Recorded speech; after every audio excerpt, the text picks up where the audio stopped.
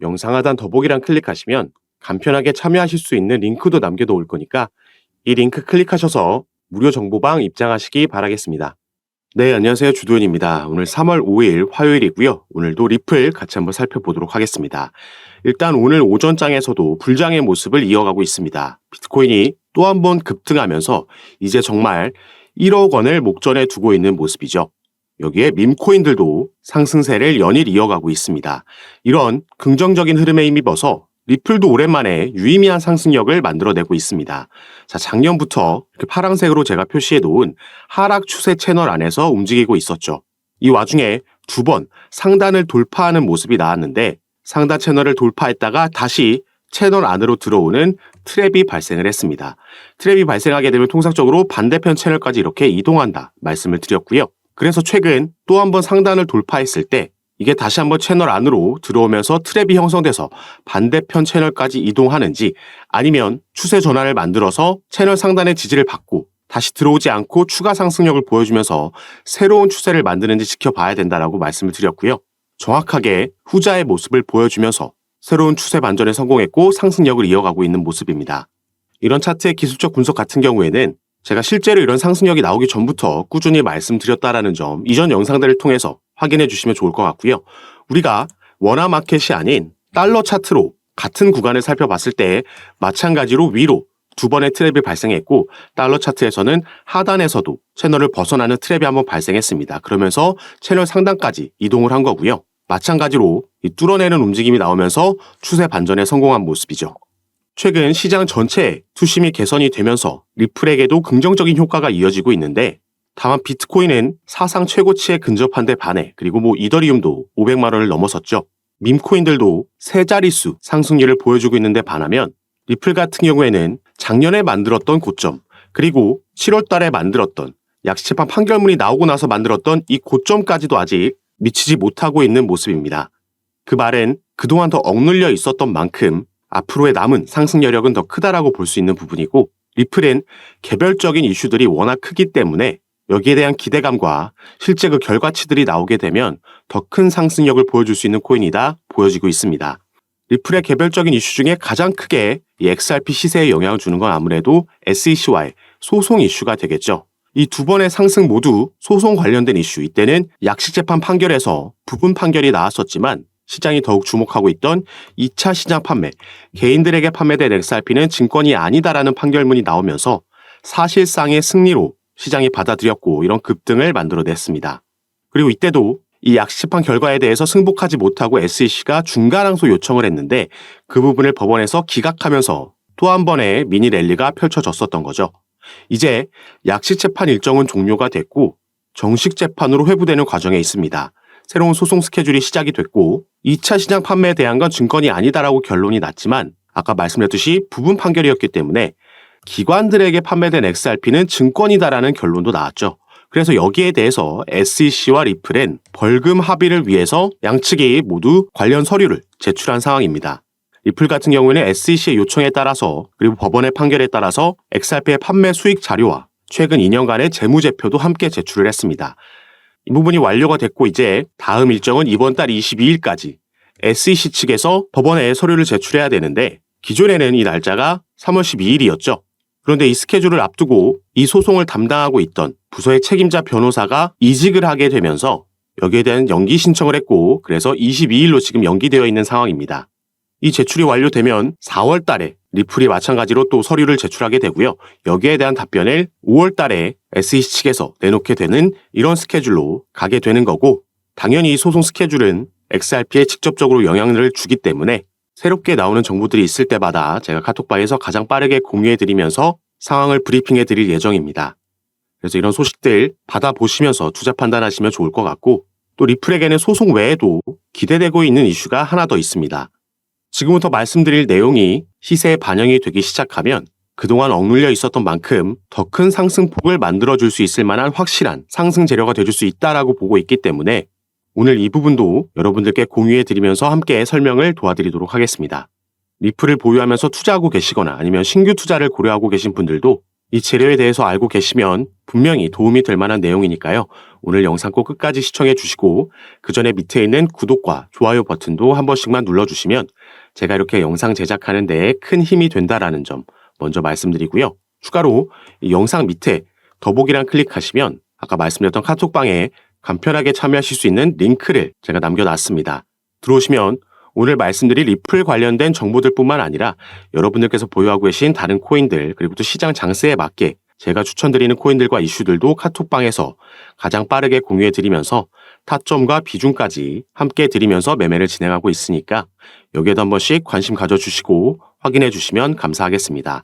여러분들께서 핸드폰으로 영상을 시청하고 계시다면 위에 있는 링크 클릭하시면 저에게 문자 보내실 수 있도록 화면이 전환되니까 여러분들께서는 전송 버튼만 눌러주시면 제가 이 문자를 확인하는 대로 순차적으로 연락드려서 카톡방 초대를 도와드릴 거고요.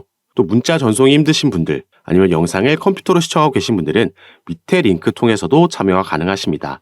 당연히 카톡방은 전부 무료로 제가 운영하면서 정보 공유해드리고 함께 매매 진행하고 있는 공간이니까 여러분들 투자 판단에 도움이 되는 정보들 받아보시면서 매매 진행하시면 더욱 좋을 것 같습니다.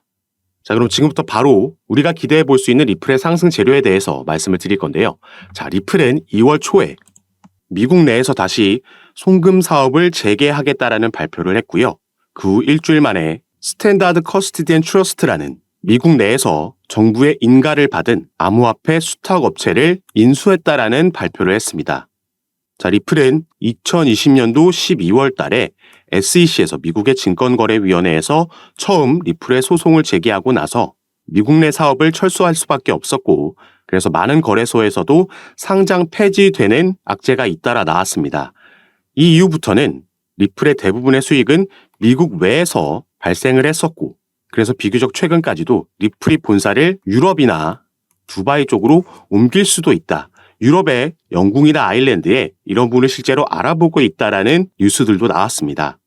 그런데 2월 달 들어서면서 미국 내 사업을 재개하겠다라는 발표를 한 거고 실제로 그런 움직임을 가져갔다라는 거죠. 자, 그러면은 리플이 왜 이 시점에서 어떤 걸 믿고 다시 미국으로 돌아와서 사업을 재개하려는 건지 이 부분이 오늘 말씀드릴 중요 포인트가 되겠습니다. 자, 리플 관련해서 최근 이런 소식이 전해졌습니다. 코인리스를 비롯한 국내 매체에서는 크게 다뤄지지 않았기 때문에 속보로도 전달되지 않았기 때문에 모르시는 분들이 많으신데 자, 코인베이스라는 미국의 암호화폐 거래소에 리플이 이 선물 시장에 새롭게 상장이 됐습니다. 현물 같은 경우에는 작년에 약시 재판이 끝난 이후에 다시 재상장이 이미 됐었지만 자, 선물 시장에는 처음으로 새롭게 상장이 된 거죠. 자, 여기서 리플과 코인베이스의 관계를 간략하게 말씀드리자면 자, 미국에는 이 디지털 커런시 그룹이라는 DCG가 있죠. 가장 유명한 암호화폐 벤처 캐피탈이라고 보시면 되겠고 여기에 설립자이자 CEO 베리 실버트는 제2의 워린 버핏이라고 평가받는 이 암호화폐 업계에서 꽤 중요한 인물입니다. 자, 이 DCG에서 바로 방금 살펴본 코인베이스를 자회사로 소유하고 있고요. 또 이 DCG는 리플의 지분을 보유하고 있는 기업입니다. 이렇게 미국 내 기업들끼리 연관이 되어 있다는 걸 먼저 말씀을 드리는 거고 이 디지털 커런시 그룹은 코인베이스와 리플뿐만 아니라 그레이스케일도 소유하고 있고 여러 다른 기업들의 지분을 보유하고 그 중심에 서 있는 기업이죠. 자, 그리고 코인베이스 외에도 최근 미국에서 새롭게 문을 연 거래소가 하나 있습니다. 바로 여기에 나와 있는 EDXM, EDX 마켓이라는 거래소인데요. 이 거래소는 피델리티를 비롯한 미국 뉴욕 월가의 대형 기업들이 함께 만든 거래소라고 보시면 되겠고 이 거래소에서는 개인들이 아닌 기관들만 거래를 할 수 있게 되어 있습니다. 비교적 최근 작년 6월 달에 6월 22일부터 거래가 시작된 거래소인데 이 대형 자산 운용사들이 함께 만든 거래소다 보니까 출시 전부터 엄청난 주목을 받았었고요. 이 EDX 마켓이 출범할 당시에 상장이 되고 거래가 가능했던 코인들은 이렇게 단 4개의 코인만 있었습니다. 자, 비트코인, 이더리움, 라이트코인, 그리고 비트코인 캐시 이렇게 4개의 코인만 거래가 가능했었는데 자, 이 중 비트코인 캐시는 작년 11월 달에 상장 폐지가 됐죠. 그래서 당시에 떠돌던 루머가 바로 EDX 마켓에서 비트코인 캐시가 상장 폐지됨에 따라서 그 비어있는 자리에 리플이 추가될 수도 있다라는 루머가 돌고 있었습니다. 다만 이 부분은 실제로 진행되지는 않았고 당시에 그렇기 때문에 시간이 지남에 따라 조금 이 루머가 수그러든 모습을 보이고 있는데 자 그런데 코인베이스에서 이 리플을 선물 시장에 신규 상장했다라고 조금 전에 말씀을 드렸죠. 이게 얼마 전인 2월 23일 날 이런 일이 있었던 거고요. 그래서 우리가 코인베이스의 홈페이지에 가서 이 선물 시장 쪽을 살펴보면 자, 이 영구 선물 시장 쪽에는 상장되어 있는 코인들이 많지 않고요. 그래서 밑에서 이 소개되어 있는 코인들을 보면 단 4개의 코인밖에 없습니다. 자, 이 코인들은 비트코인, 이더리움, 라이트코인, 그리고 최근 추가된 바로 리플의 XRP죠. 자, 위에 3개의 코인, 방금 우리가 살펴본 코인들이죠. 바로 이 EDX 마켓에 이제 비트코인 캐시가 상장 폐지되고 나서 남아있는 3개의 코인들입니다. 비트코인, 이더리움, 라이트코인. 지금 이런 연관성이 보이고 있는 거고요. 미국의 증권거래위원회 위원장 이 게리 갠슬러라는 인물도 작년에 이러한 발언을 했습니다. 자, 비트코인, 이더리움, 라이트코인, 비트코인 캐시는 증권 여부를 장담하기 어렵다. 이렇게 발언을 한 거죠. 자, 이 4개의 코인도 아까 우리가 살펴봤던 EDX 마켓이 출범할 당시에 상장되어 있던 그 4개의 코인들입니다. 그리고 현재는 우리가 살펴봤듯이 비트코인 캐시는 상장 폐지가 된 거고 바로 이 자리에 리플의 XRP가 상장될 수 있다라는 전망을 해보고 있는 거죠. 리플이 계획을 바꾸면서 미국 내에 다시 돌아오겠다, 미국 내 사업을 재개하겠다 발표했던 그 배경에는 여러 미국의 대형 기관들, 당장 EDX 마켓에도 피델리티를 비롯한 기관 투자자들이 대거 함께하고 있고 또 DCG, 여기에 코인베이스까지 전부 미국 내 대형 기업들이죠. 리플과 하나같이 연관성이 있는 기업들이고 그래서 우리가 기사나 속보에서 많이 찾아볼 수 있는 뉴스가 리플의 시세는 하락하고 있지만 이런 저점 때마다 고래들, 기관 투자자들은 매집한다라는 기사를 많이 볼 수 있었던 겁니다. 당연히 이 기관 투자자들은 이러한 주요 내용들이 오피셜하게 뉴스로 발표되기 전에 미리 그 소식을 알 수밖에 없겠죠.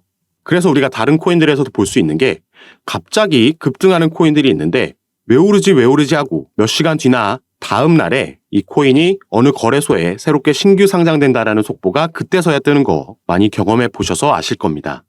그리고 지금 SEC와 진행하고 있는 소송 같은 경우에도 리플에게 불리할 게 전혀 없는 상황입니다. 최근 이 소송 관련 이슈로는 이 SEC의 책임 변호사가 리플과 코인베이스의 소송을 담당하고 있던 암호화폐 소송부서 책임자 이 라단 스튜어트가 SEC를 떠났다는 소식이 전해졌고요. 그러면서 화이트 앤 케이스라는 최근 피델리티가 비트코인 ETF 서류를 제출할 때 여기에 자문을 제공한 로펌에 새롭게 이직을 하게 됐다는 소식이 전해졌습니다.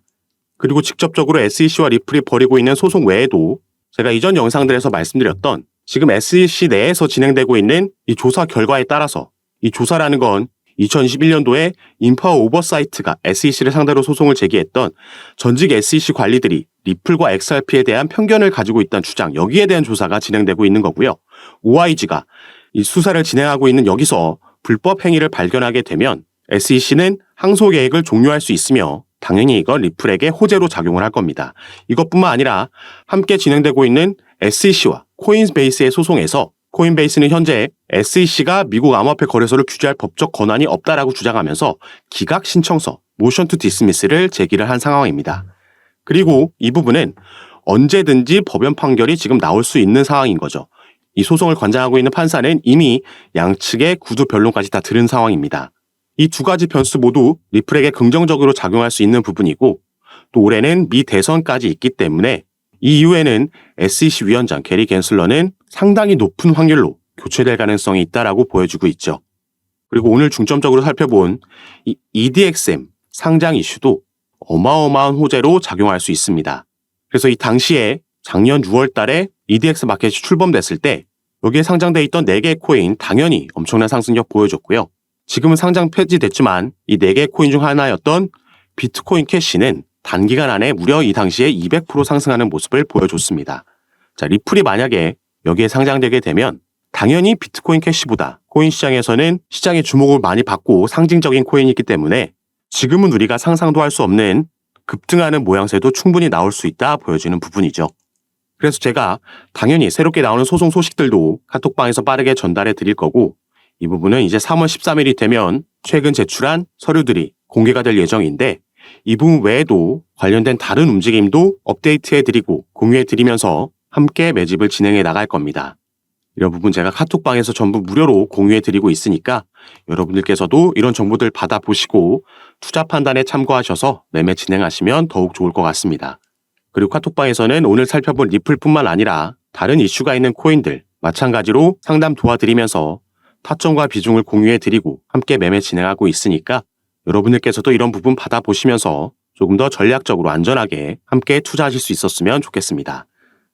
자, 카톡방에 참여하시는 방법은요. 영상 밑에 더보기란 클릭하시면 간편하게 참여하실 수 있게 제가 링크를 남겨놨습니다. 여러분께서 지금 영상을 핸드폰으로 시청하고 계시다면 가장 위에 있는 링크 클릭하시면 저에게 문자 보내실 수 있도록 자동으로 화면이 전환이 될 거고요. 여러분들께서는 전송 버튼만 눌러주시면 제가 이 문자를 확인하는 대로 순차적으로 연락드려서 카톡방 초대를 도와드릴 거고, 또 문자 전송이 힘드시거나 컴퓨터로 영상을 시청하고 계시다면 그 밑에 있는 링크로도 참여가 가능하십니다. 여러분께서 편하신 방식으로 연락 주셔서 제가 드리는 정보들 타점과 비중 받아보시면서 투자 판단에 참고하시고 매매 진행하시면 더욱 좋을 것 같습니다. 자, 그럼 오늘 내용이 여러분들께 도움이 되셨으면 하는 바람으로 영상 마무리하도록 할 거고요. 저는 다시 카톡방에서 여러분들 대응 도와드리고 상담 도와드리면서 찾아뵙도록 하겠습니다. 감사합니다.